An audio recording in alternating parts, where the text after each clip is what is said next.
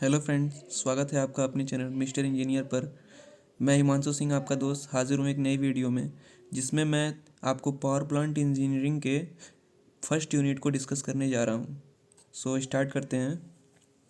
Thermal power plant जो होता है वो दो टाइप से इसको क्लासीफाई किया जा सकता है। एक होता है कन्वेंशनल, एक होता है नॉन कन्वेंशनल। ठीक है। कन्वेंशनल मतलब ट्रेडिशनल, जो पहले से यूज होते हुए आ रहा है, जिस पावर प्लांट जिससे हम एनर्जी प्रोड्यूस करते हैं। और नॉन कन्वेंशनल जो अभी नए सोर्सेज से एनर्जी को प्रोड्यूस करना। ठीक है। तो थर्मल, इसमें थर्मल आता है और हाइड्रो आता है। ठीक है। थर्मल में भी कितने टाइप के होते हैं? Steam power plant, diesel power plant, nuclear power plant, gas turbine power plant. ठीक है। और सोलर, इसमें नॉन कन्वेंशनल में सोलर है, विंड है, टाइडल है और जियोथर्मल है। ठीक है। और इन सबों से जो कन्वेंशनल हैं, इनसे ज़्यादातर एनर्जी जो जनरेट होती है वो एसी सप्लाई होती है। और इससे नॉन कन्वेंशनल से मोस्टली जो सप्लाई होती है एसी, वो डीसी होती है। ठीक है। थर्मल पावर प्लांट क्या होता है? इसमें coal is use to convert the water into steam which runs the steam turbine. इसमें हम कोल को एज अ फ्यूल यूज करते हैं और उससे हम वाटर को स्टीम में कन्वर्ट करके और किसी टरबाइन को रोटेट कराकर और एनर्जी को प्रोड्यूस करते हैं जनरेटर के थ्रू। ठीक है। एडवांटेजेस क्या क्या हैं उसके यूजिंग स्टीम के? तो स्टीम वाटर जो है available in nature, almost no cost, free में अवेलेबल है। और does not react fast with the machine. Steam जो है मशीन से डायरेक्टली मतलब फास्टली रिएक्ट नहीं करती है वाटर के कंपैरिजन में। In India 59% of electricity produce by thermal power plant. ठीक है। Vindhyachal super thermal power plant जो है वो एमपी में है और ये इंडिया का बिगेस्ट थर्मल पावर प्लांट है। ठीक है। अगला है डीजल पावर प्लांट। इसमें क्या होता है? डीजल को यूज़ करते हैं एज अ फ्यूल। ठीक है, डीजल पावर प्लांट में। और इससे भी वही टरबाइन को रोटेट कराना और इससे भी इलेक्ट्रिसिटी हम लोग जनरेट कर सकते हैं। Its function is same as diesel engine. इसका जो फंक्शन है वो डीजल इंजन की तरह बिहेव करता है। ठीक है। Only 0.1% electricity produce by diesel power plant in India. ठीक है। गैस पावर प्लांट क्या होता है? A gas power plant used natural gas to run as turbine for generating electricity. Efficiency of power plant is approx 30%. If expensive, if इसकी efficiency मतलब जो ये power plant है ये ज़्यादा कॉस्टली पड़ता है। ठीक है। और approx 6% electricity produce by diesel and power plant in India, जैसा मैंने बताया। नेफ्था जो एक होता है, इसको हम यूज कर सकते हैं अगर नेचुरल गैस हमारे पास मौजूद नहीं है तो। कभी कभी क्या होता है, थर्मल पावर प्लांट में नेचुरल गैस की सप्लाई कभी कभी बंद हो जाती है, तो उस समय हम नेफ्था को यूज कर सकते हैं। ठीक है। आगे देखते हैं general layout of thermal power plant. ठीक है। तो इसमें देखिए ये क्या है, ये तीन चार प्रकार का सर्किट होता है इसमें। ये है आपका कोल एंड एस सर्किट है। उसके बाद से ये आपका कूलिंग वाटर सर्किट है ये। ठीक। उसके बाद से ये आपका ये क्या है, feed water and steam circuit. उसके बाद से ये आपका ऊपर ये कौन सा सर्किट है? ये आपका air and fuel gas circuit है।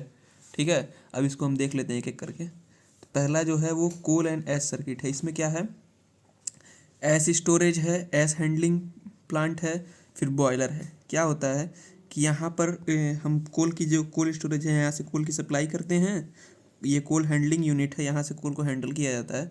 उसके बाद से कितनी सप्लाई देनी है, और उसके बाद से यहाँ पर बॉयलर लगा हुआ है। बॉयलर से फिर यहाँ पर फ्यूल जो है वो बर्न होगा और यहाँ से फिर उसको हम लोग एस हैंडलिंग यूनिट के उसकी वजह से इधर हम लोग एस स्टोरेज में एस को इकट्ठा कर लेंगे। ठीक।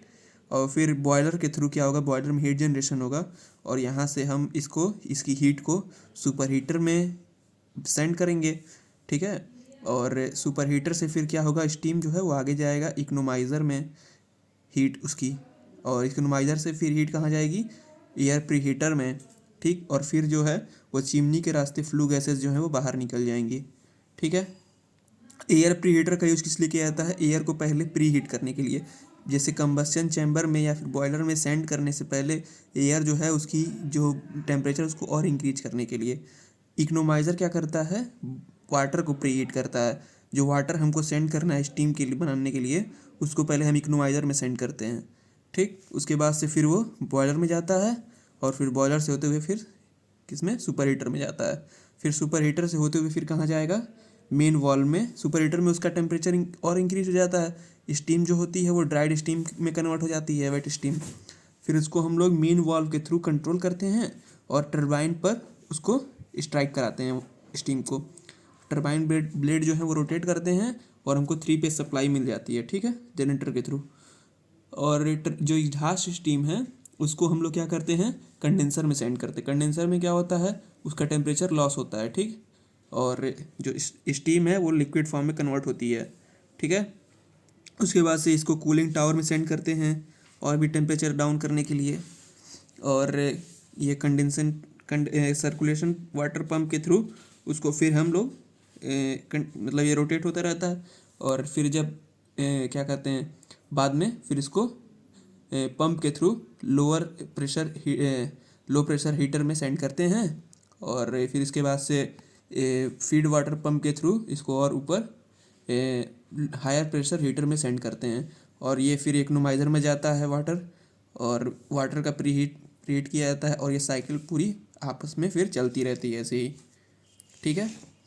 अगला देखते हैं, a thermal power plant of 400 megawatt capacity requires 5000 to 6000 ton of coal per day, ठीक है। रैंकाइन साइकिल क्या होती है, it is a theoretical cycle that converts heat into work. ये एक थ्योरेटिकल साइकिल है जो हीट को वर्क में कन्वर्ट करती है, ठीक। Almost all steam turbines work on this cycle. अब इस साइकिल को देख लेते हैं कैसी है। तो यहाँ पर क्या कहते हैं, बॉयलर है। बॉयलर में हम हीट की सप्लाई करते हैं, फ्यूल डालते हैं, बर्न होता है और फिर यहाँ से वाटर जो है वो इन होता है और वो स्टीम में कन्वर्ट होता है, फिर टरबाइन में जाता है। टरबाइन के शाफ्ट को रोटेट करता है ब्लेड को और ये हमको वर्क मिलता है। और फिर ये कंडेंसर में जाके उसका टेम्परेचर लॉस होता है और वो वाटर में कन्वर्ट होता है, फेज चेंज होता है वहाँ, ठीक है। फीड वाटर पंप के थ्रू फिर बॉयलर में इसको सेंड करते हैं। ये साइकिल जो है चलता रहता है, ठीक है। अगला है इसका पीवी और टीएस डायग्राम देख लेते हैं कैसे बनता है। तो इसका पीवी डायग्राम ऐसे है। सबसे पहले इसका कंप्रेशन हो रहा है, कंप्रेशन के बाद से हीट एडिशन है, हीट एडिशन के बाद से उसका क्या कहते हैं, टरबाइन में सेंड करते हैं उसको, तो एक्सपेंशन होता है। उसके बाद से फिर यहाँ हीट का रिजेक्शन होता है, ठीक। और ये आपका टीएस डायग्राम में भी इसी को शो किया गया है। ये आपका कांस्टेंट प्रेशर हीट एडिशन है, ठीक। और उसके बाद से यहाँ पे इसका टरबाइन लगा हुआ है 1 से 2। टरबाइन के बाद से फिर 2 से 3 जो है वो आपका कांस्टेंट प्रेशर पे हीट का रिजेक्शन होता है, ठीक है। आगे देखते हैं इफ़िशियंसी कैसे इसकी कैलकुलेट की जाती है। तो हम लोग स्टडी फ्लो एनर्जी इक्वेशन जानते ही हैं, तो उससे हम लोग ये इंथैल्पी जो है उसकी निकल जाएगी क्या, H1 जो आ जाता है हमारा WT प्लस H2, और इससे हम लोग WT पता कर लेंगे। WT कितना हो जाएगा, H1 माइनस H2, ठीक। और इससे हमको WT पता चल गया। और उसके बाद से फिर पंप कंडेंसर में फिर देख लेते हैं क्या होता है। टरबाइन के लिए हो गया, कंडेंसर के लिए क्या हो जाएगा, कंडेंसर के लिए आपका हो जाएगा, कंडेंसर के लिए H2 is equal to Q2 plus H3, ठीक। तो Q2 क्या हो जाएगा, H2 माइनस H3, ठीक। और पंप के लिए फिर देख लेते हैं क्या होता है। तो पंप के लिए H3 is equal H3 plus WP is equal to H4। तो पंप के लिए क्या आ जाएगा, H4 माइनस H3। इसको फिर देख लेते हैं इसमें, क्योंकि पंप वर्क बहुत कम होता है इसलिए इसको निगलेक्ट मार देते हैं और WT की वैल्यू को यहाँ पुट करते हैं और QS यानी हीट सप्लाई को पुट करते हैं, और इसकी वैल्यू आ जाती है इफ़िशियंसी इसकी ये थ्योरेटिकल साइकिल के लिए H1 minus H2 upon H1 minus H4, इसको याद कर सकते हैं। ठीक, आगे देखते हैं। Efficiency of Rankine cycle can be improved by increasing the average temperature at which the heat is supply. एक मेथड ये है, या तो हम क्या करें, इंक्रीज कर दें एवरेज टेम्परेचर जिस पे हीट सप्लाई हो रहा है। दूसरा मेथड क्या है, decreasing the temperature at which heat is rejected, उस टेम्परेचर को डिक्रीज कर दें जिस पे हीट जो है वो रिजेक्ट हो रहा है। ठीक, इसके भी 3 मेथड हैं, इंक्रीजिंग द बॉयलर प्रेशर और सुपर हीटिंग और रिड्यूसिंग द कंडेंसर प्रेशर। ठीक है, एक एक करके देखते हैं। Increasing the boiler pressure, boiler pressure को इंक्रीज करके कैसे, तो ये ग्राफ दिखाया गया है, इसमें इफ़िशियंसी है और ये बॉयलर का प्रेशर है। तो बॉयलर के प्रेशर को जैसे जैसे इंक्रीज करेंगे इफ़िशियंसी भी देखिए करस्पॉन्डिंग जो है वो इंक्रीज होती जा रही है। ठीक, लेकिन ये एक इसका लिमिट है 166 बार, इससे अगर ऊपर जाता है तो कोई मतलब नहीं है बॉयलर प्रेशर को इंक्रीज करने का। मतलब बॉयलर प्रेशर इससे ज़्यादा इंक्रीज करेंगे तो वो इफ़िशियंसी फिर डिक्रीज होने लगेगी। ठीक है, अगला है सुपर हीटिंग। सुपर हीटिंग में क्या होता है, इफ़िशियंसी अगर इंक्रीज करते हैं तो उसके क्या कहते हैं, डिग्री ऑफ सुपर हीट को अगर हम लोग इंक्रीज करते हैं तो इफ़िशियंसी भी इंक्रीज होती है, और इससे ब्लेड की लाइफ जो है वो भी इंक्रीज होती है। इसका ग्राफ देखिए ऐसे बनता है। ठीक है, reducing the condenser pressure, condenser pressure को रिड्यूस करके। ठीक है, इससे कैसे, तो इससे क्या होता है, लेकिन कॉस्ट जो है वो इंक्रीज कर जाता है। ठीक है, cost of the condenser increases. ठीक, जैसे जैसे हम क्या करेंगे, ये कंडेंसर प्रेशर को डिक्रीज करेंगे, मतलब इधर जाएंगे, तो उस तरह देखिए इफ़िशियंसी जो है वो इंक्रीज करती जा रही है ऊपर की तरफ। जैसे जैसे हम लोग इस डायरेक्शन में जाएंगे तो इफ़िशियंसी इंक्रीज कर रही है। ठीक है, ये एक न्यूमेरिकल है, इसको आप देख सकते हैं कैसे ये सारी वैल्यूज़ निकाली गई हैं। ठीक है, इसको आप अपने से भी लगा सकते हैं, ये थर्मोडाइनमिक्स का क्वेश्चन पहले भी हम लोग लगा चुके हैं। ठीक है, इसको देख लीजिए, अगर इसको समझाने बैठूंगा तो फिर टाइम और इंक्रीज़ हो जाएगा, इसलिए आप खुद से भी देख सकते हैं, ज़्यादा टफ न्यूमेरिकल नहीं है। इसको फिर देख लेते हैं, ये क्या है, ये डिफरेंस बताया गया है कि रैंकाइन साइकिल में और मॉडिफाइड रैंकाइन साइकिल में क्या डिफरेंस है। ठीक है, तो इसमें पहला है लोअर थर्मल इफिशियंसी होती है रैंकाइन साइकिल की, और मॉडिफाइड रैंकाइन साइकिल की थर्मल इफिशियंसी हायर होती है। दूसरा है कि more thermal stress setup in boiler, इसमें less thermal stress setup in the boiler. तीसरा है कि सिंपल प्लांट डिज़ाइन, इसकी प्लांट डिज़ाइन जो होती है वो सिंपल होती है, इसकी कॉम्प्लिकेटेड होती है। ठीक है, large size condenser is required, इसमें कंडेंसर का साइज़ बहुत बड़ा होता है, और इसमें small size condenser is required. Less maintenance की ज़रूरत पड़ती है इसमें, लेकिन मॉडिफाइड वाले में मेंटेनेंस की ज़रूरत ज़्यादा पड़ती है। ठीक है, लास्ट है for the given power a small capacity boiler is required, इसमें स्मॉल कैपेसिटी बॉयलर की ज़रूरत पड़ती है, इसमें लार्ज कैपेसिटी बॉयलर की ज़रूरत पड़ती है। ठीक है, इसका एक मतलब ट्रिक भी है, LMS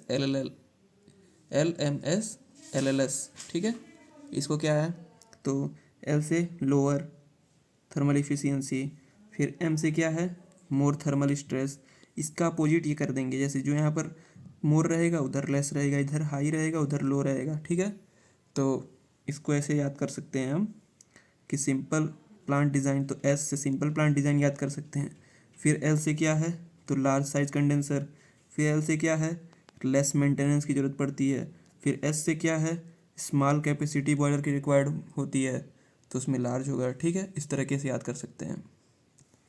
अगला देख लेते हैं बॉयलर के बारे में। बॉयलर क्या होता है, बॉयलर जो होता है a close vessel in which steam is produce from water by combustion of fuel, एक क्लोज वेसल होता है जिसमें स्टीम को प्रोड्यूस किया जाता है। ठीक, कंबस्चन ऑफ फ्यूल मतलब फ्यूल को कंबस्चन करके, ठीक, बर्न करके फ्यूल को। अगला है a combustion is of operators for producing, furnishing and recovering heat together with the apparatus for transferring the heat so made available to the fluid being heated and vaporise, ठीक है, steam को produce किया जाता है। ठीक, अगला है कि क्या पर्पज होता है, उसको देख सकते हैं। पावर जनरेशन पर यूज करने के लिए, टेक्सटाइल इंडस्ट्रीज़ में, for sizing and bleaching etcetera, sugar mills में, केमिकल इंडस्ट्रीज़ में। ठीक है, इस यहाँ इसका यूज होता है। जहाँ पर हॉट वाटर की सप्लाई देनी होती है वहाँ भी यूज कर सकते हैं। अब थोड़े बॉयलर्स के बारे में टाइप उसके देख लेते हैं कौन कौन से हैं। तो पहला देखिए ला माउंट बॉयलर है। ठीक है, ला माउंट बॉयलर में क्या है, ये इसको फर्स्ट फोर्स सर्कुलेटिंग बॉयलर है। एक नेचुरल सर्कुलेशन होता है, एक फोर्स सर्कुलेशन होता है। तो ये फोर्स सर्कुलेशन बॉयलर है। इसमें इकोनोमाइज़र होता है जो वाटर को प्रीहीट करता है। सेंट्रीफ्यूगल पंप होता है, circulate the water inside, water को सर्कुलेट करने के लिए। अगला है इवापोरेटर। इवापोरेटर ट्यूब होते हैं। ठीक, उसके बाद से ग्रेट्स होते हैं। ग्रेट मतलब क्या, जिस पे हम फ्यूल को बर्न करेंगे, जिस सरफेस पे। ठीक है, अगला है फर्नेस, जहाँ पर हीट जो है जनरेट होती है। ठीक है, जहाँ पर कोयला बर्न होता है, ये वर्टिकल फर्नेस इसमें यूज होता है। और सुपर हीटर, जहाँ पर सबसे पहले सुपर हीटर में ही जो फ्यूल जो बर्न होता है उसको हीट को वहाँ सेंड किया जाता है। ठीक है, for super heating the steam. ठीक, अगला है वाटर स्टीम सेपरेटर ड्रम। ये सेपरेटर ड्रम है। ठीक है, यहाँ पर ये क्या होता है कि स्टीम जो है ऊपर रह जाती है, वाटर जो है नीचे बैठ जाता है। ठीक है, और एयर प्री हीटर जो होता है वो एयर को प्री हीट करने के लिए कंबस्शन चैम्बर में एयर की ज़रूरत पड़ती है, तो पहले उसको प्री हीट कर लेते हैं। ठीक, अब इसका एक फिगर देख लेते हैं क्या है। तो ये और ये दोनों सुपर हीटर हैं। ठीक है, और ये इकोनोमाइज़र है। ठीक है, उसके बाद से एयर प्री हीटर है, और एग्जॉस्ट गैस यहाँ से बाहर निकलती है। सबसे पहले क्या होगा कि ये ब्लोअर जो है, यहाँ से पहले हम एयर को, कोल्ड एयर को सेंड करेंगे ब्लोअर में। उसके बाद से एयर प्री हीटर के थ्रू जो एयर निकलेगी वो उसका टेम्परेचर जो है वो इंक्रीज कर गया रहेगा, यानी हॉट एयर निकलेगी। इसको हम लोग कंबस्शन चैम्बर में फिर सेंड करेंगे। ठीक, इकोनोमाइज़र जो लगा है यहाँ पर क्या होगा कि पहले यहाँ से हम लोग वाटर को, हॉट कोल्ड वाटर को सेंड करेंगे इकोनोमाइज़र में, और फिर जब यहाँ इकोनोमाइज़र से निकलेगा तो इसका टेम्परेचर जो है वो इंक्रीज़ हो गया रहेगा, और फिर इसको हम लोग स्टीम सेपरेटर में सेंड करते हैं। स्टीम सेपरेटर में फिर क्या होता है, वाटर जो है वो नीचे बैठ जाता है और स्टीम जो है वो ऊपर रहती है। फिर क्या होता है, जो वाटर है उसको हम लोग फिर सेंड करते हैं इस पंप के थ्रू। कहाँ पे, ये रेडिएंट सुपर हीटर में। यहाँ पे उसको सुपर हीट किया जाता है। फिर यहाँ से रेडिएंट सुपर हीटर से फिर उस वाटर को हम लोग यहाँ सेंड करते हैं ये कन्वेक्टिव सुपर हीटर में। ठीक, कन्वेक्टिव सुपर हीटर में ट्रांसफ़र करेंगे यहाँ से, और यहाँ पर उसका टेम्परेचर और भी इंक्रीज़ किया जाता है, ड्राइड स्टीम हो जाती है। अब इस स्टीम को हम लोग जहाँ चाहें वहाँ यूज कर सकते हैं। ठीक, अगला है बेबकॉक एंड विलकॉक्स बॉयलर। इसमें क्या होता है कि ये जो है इसमें large numbers of parallel tubes होते हैं। ठीक है, और इसका जो ये एंगल होता है ट्यूब्स का वो 5 से 15 डिग्री के हॉरिजॉन्टल रहता है। ठीक है, इसमें क्या है कि फायर जनरेशन जो होता है वो आउटसाइड द बॉयलर होता है, मतलब जहाँ पर फ्यूल को बर्न करेंगे वो बॉयलर के आउटसाइड होता है। ठीक, ये क्या है, इसमें देखिए दो हेडर होते हैं, अपटेक हेडर और डाउन टेक हेडर। ठीक, यहाँ पे क्या होगा, इसको इस तरीके से ट्यूब्स को क्यों रखा गया है कि जैसे यहाँ से हम लोग पहले क्या करेंगे, वाटर को इसमें जो बॉयलर है, ड्रम है, इसमें से वाटर को हम लेंगे यहाँ से नीचे से, और ग्रेविटी के थ्रू नीचे आएगा, और इसको फिर हम लोग, ये बफल्स लगे हुए हैं और यहाँ पे ग्रिड है, यहीं पे फ्यूल बर्न होगा, और यहाँ से जो हॉट गैसेस निकलेंगी वो क्या करेंगी, वो ऊपर जाएंगी।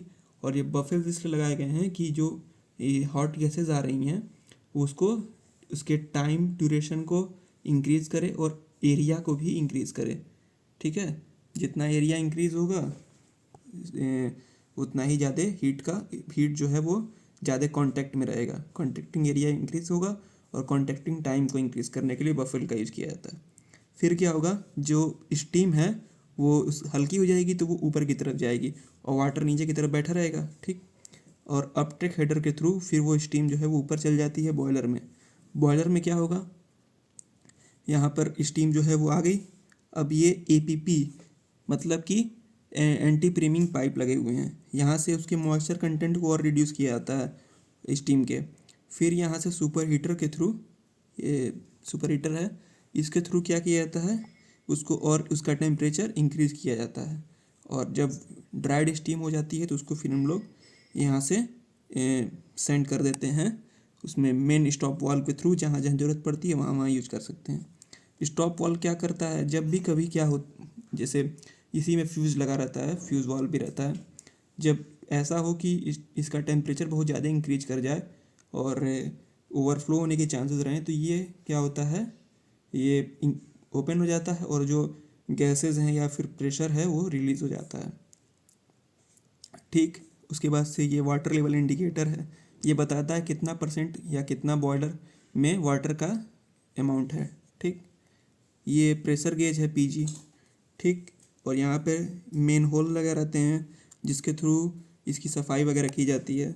और फिर इसको आप देख सकते हैं, और कुछ नहीं है इसमें बताने लायक। फिर ये लंकासायर बॉयलर है। लंकासायर बॉयलर में क्या होता है कि इसमें ये एक प्रकार का फायर ट्यूब बॉयलर है। ठीक है, इसमें फायर ट्यूब बॉयलर मतलब क्या होता है कि जो पाइप है उसमें क्या कहते हैं, फ्लू गैसेस, मतलब कि हॉट गैसेस जो हैं वो फ्लो करेंगी, और जो वाटर होगा उसके सराउंडिंग जो है वो वाटर रहेगा, और जिससे वाटर का टेम्परेचर इंक्रीज़ हो जाएगा और वो स्टीम में कन्वर्ट होगा। ठीक है, और इसमें लंकासायर में इसका फिगर देख सकते हैं, इसकी लंबाई जो है वो 8 से 10 मीटर तक की हो सकती है, और इसका जो डाया होगा, बॉयलर का जो ड्रम का डाया, वो 2 मीटर का हो सकता है। ठीक है, ये ग्रेड है, यहीं पे फ्यूल जो है बर्न होता है, ये फायर होल्स लगे हुए हैं, और ये पाइप्स हैं इसके थ्रू ही इसको क्या कहते हैं, सप्लाई, ये इंटरनल कंबस्चन बॉयलर है, मतलब यहीं पे फ्यूल जो है वो बॉयलर के इनसाइड जो है वो होगा, बर्न होगा। और ब्लो ऑफ कॉक, यहीं से जो मड वगैरह हैं वो वहाँ से निकाल दिए जाते हैं, जो ऐश कंटेंट हैं इसके थ्रू निकल जाते हैं बाहर। ठीक है, और इसमें भी स्टॉप वाल्व वगैरह होते हैं, सेफ्टी वाल्व होता है, और लो वाटर अलार्म होता है, सर्कुलेटिंग सेल है, डैम्पर है। डैम्पर के थ्रू जो है वो एयर के हम लोग फ्लो को कंट्रोल करते हैं। ठीक है, और बॉटम फ्लो है, जैसे इसका फ्लो क्या है, जो फ्लो गैसें जो यहाँ से आएंगी ऐसे ऐसे, फिर ये नीचे से जाएंगी। ठीक, यही बताया गया है इसमें। एक सुपर क्रिटिकल बॉयलर होता है, इसमें क्या होता है, the steam generator is in which steam is produce above the critical pressure of 221.2 बार, मतलब कि जब स्टीम का जनरेशन 221.2 बार से एबव पे हो, या क्रिटिकल प्रेशर है इससे एबव पे हो, तो उसको हम लोग सुपर क्रिटिकल बॉयलर कहते हैं। ठीक है, कूलिंग टावर देख लेते हैं कितने टाइप के होते हैं। कूलिंग टावर जो है वो 2 टाइप के मेनली होते हैं, नेचुरल ड्राफ्ट कूलिंग टावर और एक होता है mechanical draft cooling tower. Natural draft cooling tower में क्या होता है, in this type of tower the hot water from the condenser is pumped to the draft and the nozzle saturated near the bottom. इसमें क्या होता है कि hot water जो कंडेंसर से आती है उसको हम लोग अभी कंडेंसर के, हम जानते हैं कि कंडेंसर तो टेम्परेचर लो करता है, लेकिन टेम्परेचर इतना भी अभी लो नहीं हुआ रहता है वाटर का, अभी वो टेम्परेचर उसका हाई ही रहता है। तो उसको कूलिंग टावर के थ्रू हम लोग क्या करते हैं, उसके टेम्परेचर को डाउन करने का काम करते हैं। तो इसमें ये बताया गया है कि नेचुरली जो है उसको क्या किया जाएगा, उसके टेम्परेचर को डाउन किया जाएगा। मैकेनिकल ड्राफ्ट टावर में क्या, कूलिंग टावर में क्या होता है, इसमें क्या होता है, इसमें क्या होता है कि हॉट वाटर को हम लोग यहाँ से इन कराते हैं, और ये शावर्स लगे हुए हैं, इनके थ्रू जो हॉट वाटर है वो नीचे आता है, और एयर का जो फ्लो है वो यहाँ से करते हैं हम लोग, जिस एयर, ये कोल्ड एयर रहती है और जो कि ऊपर जाती है और वाटर के टेम्परेचर को डाउन कर देती है, और यहाँ पर हम लोगों को कोल्ड वाटर जो है वो मिल जाता है। ये फ़ैन वगैरह लगे हैं इसीलिए इसको मैकेनिकल वाला कहते हैं। एक नेचुरल ड्राफ्ट वाला होता है कूलिंग टावर होता है, एक मैकेनिकल। तो मैकेनिकल में फ़ैन को, ब्लोअर को, इसको इंट्रोड्यूस किया जाता है। ठीक है, टरबाइन को गवर्न कैसे किया जाता है, तो उसके लिए दो मेथड्स हैं, थ्रॉटल गवर्निंग और एक होता है थ्रॉटल गवर्निंग में क्या होता है, थ्रॉटल वाल्व के थ्रू उसको गवर्न किया जाता है कि कितना स्टीम कैसे भेजना है, ठीक है। और ये जो है ये नोज़ल ड्राफ्ट गवर्निंग है, ठीक है। इसमें नोज़ल के थ्रू उसको कंट्रोल किया जाता है कि कितनी जो है स्टीम को आगे प्रोड्यूस मतलब सेंड करना है, ठीक है। सो यहीं पे एंड करते हैं। Thank you so much for watching this video. If you like then please subscribe the channel for this types of videos and like the channel and send it to your friends and relatives. Thank you so much.